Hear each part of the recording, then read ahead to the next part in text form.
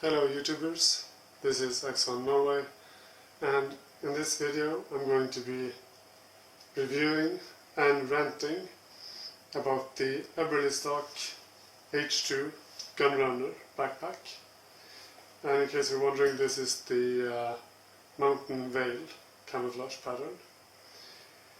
Now, I was a bit disappointed when I started using this backpack, because it gets a lot of features wrong, in my opinion. Now, I'm going to be referencing other backpacks along the way. That's the Fjellraven Kaipak 38 liter backpack. This is actually a Norwegian Armed Forces issued 40 liter backpack. Norrøna is the brand. I don't think it's sold many places outside of Norway. That's the Card 35 liter Arc'teryx backpack. And that's a few of the backpacks that I have that are in this category, this size basically. And yeah, let's just dive into it. The basic concept of this backpack with this scabbard close to the back is ingenious. I love it, but I would like it to be coupled with a backpack which is a little more thought through in its design. I initially bought this backpack because I'm doing long range shooting and I wanted something that could carry my rifle and more equipment than I'm able to carry in like a shooting mat, like a Voodoo tactical shooting mat. You can put some things in there, but it gets crowded very quickly and it's not comfortable to carry. So this was supposed to be my solution to that problem, but it turns out it's too impractical. Now I'll just dive right into the things that I don't like about this pack, and you'll see why. First off, this backpack is a 30 liter backpack, so it is smaller than the other ones. But as you can see, it's a quite deep backpack. And the opening, this is a top loading only backpack. The opening is that big, and that's impractical because you have to stack things on top of each other because of the narrow compartment. And if you want to get to something in the bottom, you basically have to dig everything out through here. You can't get around stuff because it's just too narrow. It's completely open now. That's as big as it gets. Now, in reference,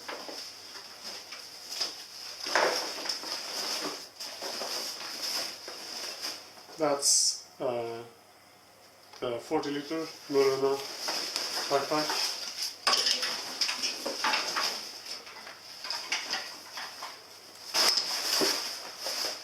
This is a 38 liter backpack. And as you can see, it's quite a big difference to that one. So right there, they got something wrong. And they have other features which I just don't see how they're practical. This is an organizational pocket. Again, it's very deep. It has no closure, and this is just a piece of fabric that's sewn right on top of this one. It's not expanding in any way. So yeah, I don't find that practical at all. On the side, it has these pockets. That's very common for backpacks. But the thing is, if you want to put something here like a drinking bottle and cinch it down, you can pull this one. As you can see, if you cinch this pocket down, you're actually cinching down the entire pack. This is the side of the pack from there to there.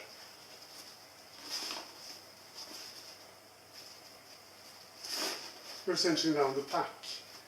This isn't elastic.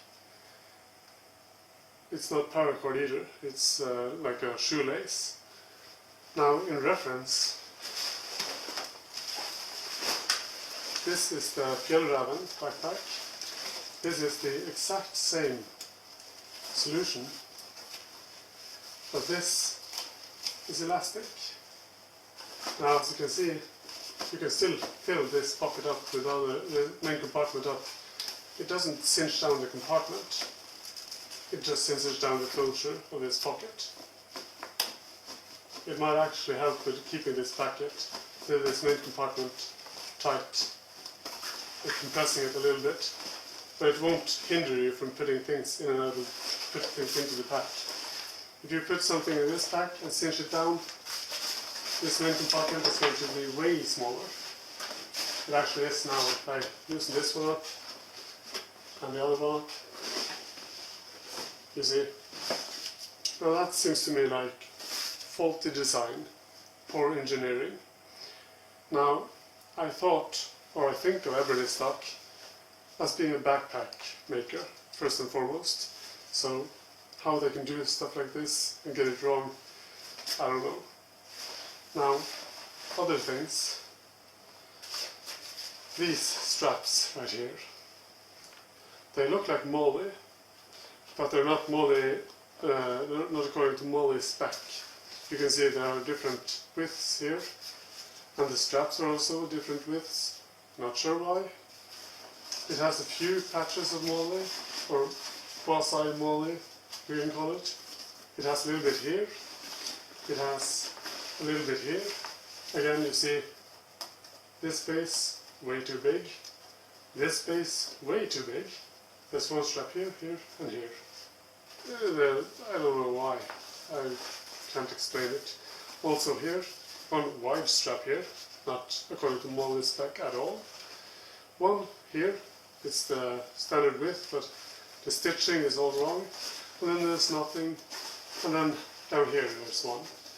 Now, this wouldn't normally bother me because on my outdoor pack I don't normally put Molly pockets on them. But on this pack, because of the impractical main compartment, I wanted an external pocket on it. And I tried to fix a Molly pocket on it, but this turned out to be impractical. The only pocket that will fit here is like an hydration pocket or something, a big one. So I ended up putting it down here. I was able to attach it here. But if you're going to put Molly on a backpack, just do it right. Also, this backpack doesn't have any way to actually cinch the main compartment down. I'll get into this strap later on. But normal backpacks, as you can see here, it has straps on the side here, which can cinch the backpack down. And here in Scandinavia, these are very often used to fix a sleeping mat to the outside of the pack. Now, reference the other packs. This one doesn't have straps, but it has vertical daisy chains. And it also comes with like modular straps that can be fixed into these daisy chains. So you have the same, you can also put them across the backpack here, anywhere you want. And the Arc'teryx backpack, the same thing, daisy chains, front and back, on top, no quasi-Molly.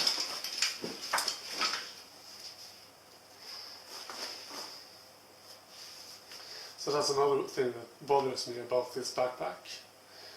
Now, if you want to put a sleeping mat on this backpack, you could use this one, but the thing is, it's only one, so it doesn't offer much stability. And it also, the way it's fastened, this is the back plate. It's not actually a plate, there's something in there, it's not rigid.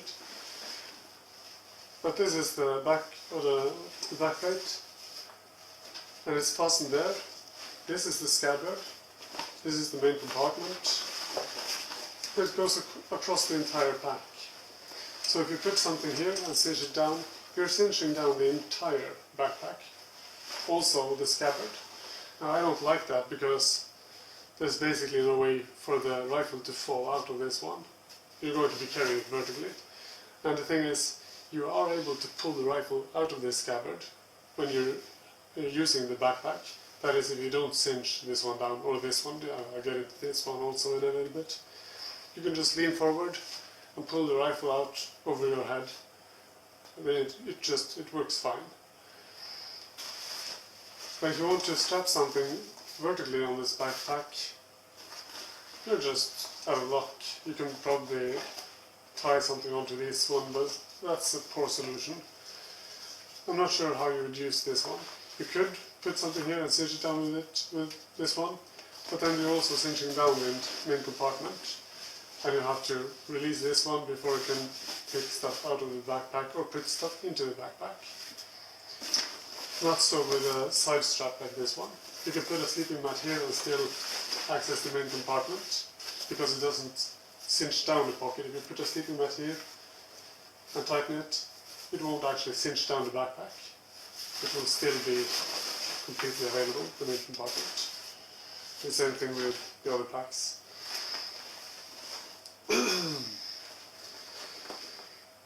Yeah. And then we have the lid. This one also, you can use this one, or you can use these, for that matter, to affix like a sleeping mat or a tent horizontally across the backpack. Now, in most backpacks, it's common to use these straps. There are two of them. They go across the whole pack, and there are two, so they provide stability. This is just the one, so it doesn't offer that stability. Things can flop around, and it's easier for it to fall out if you don't have two straps. Also, this lid, this is the most it cinches down. So if you're not filling up this main compartment, this lid will be flopping all over. You feel it when you're carrying the backpack. If you have anything in the lid, which I usually do have stuff in the lid, because it's the most easily available pocket on the backpack. So I use it a lot, and this will be flapping around unless this one is completely filled up. You see, you'll have to fill the main compartment quite a lot in order for that lid to stay. Now, again referencing like this pack, you cinch this down, actually cinch it down all the way.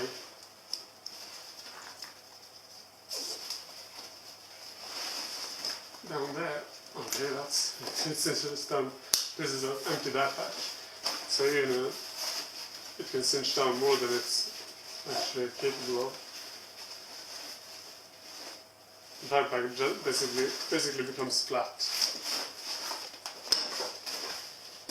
Another thing these guys got wrong. I'm not sure why they're doing this fancy stuff. I guess they're trying to reinvent the wheel or something. It's completely unnecessary. You'd have to have separate straps in order to fasten anything to this backpack. It's just annoying. And then we get to the carrying system. It's a comfortable pack to carry. There's nothing wrong with it in that regard. It's not adjustable, but neither are any of the other ones, so that's okay. And this is made to ventilate, and I guess it does so very good. It's probably better in warmer climates than up in Norway in winter time. You see how this is a mesh, it's aerated. This captures snow as if it was made to do so. It fills up with snow, but again, the good thing with snow is it melts, you can drain it out of there. But I'm guessing if this one captures snow, it will also capture sand and dirt the same way. Now that you can't get rid of as easily. So, yeah, you don't see that in many other backpacks. This one also has a mesh, so it's way tighter. this one actually gathers snow, this one doesn't. So this has like a neoprene inside. And the Arc'teryx, also very fine mesh, not too different from this one.